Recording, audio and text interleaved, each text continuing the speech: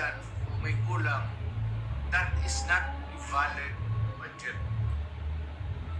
for implementation.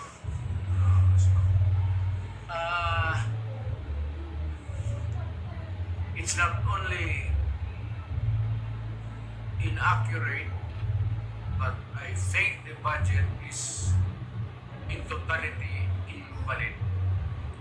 Hindi na pwedeng mag-blanco-blanco dyan sa pera ng tao. Ano pa man. It's people's money.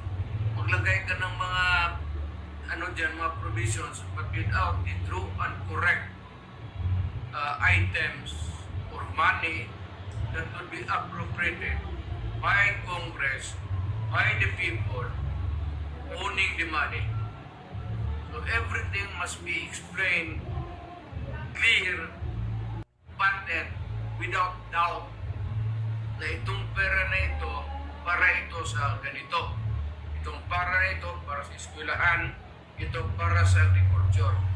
But you do not leave any item there because itong pera na ito blanco to be filled up later on. That is not allowed by law.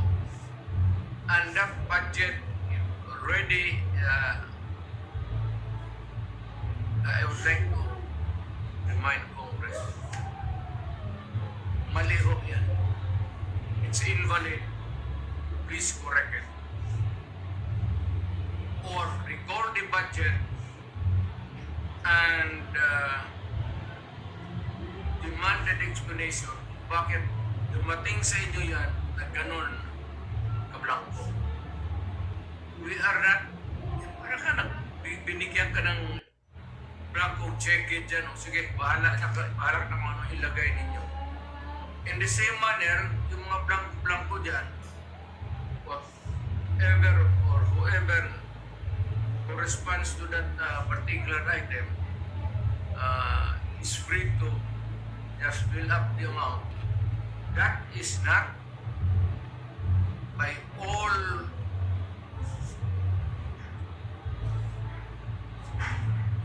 commandments of the law. That cannot be valid, invalid, and enforceable.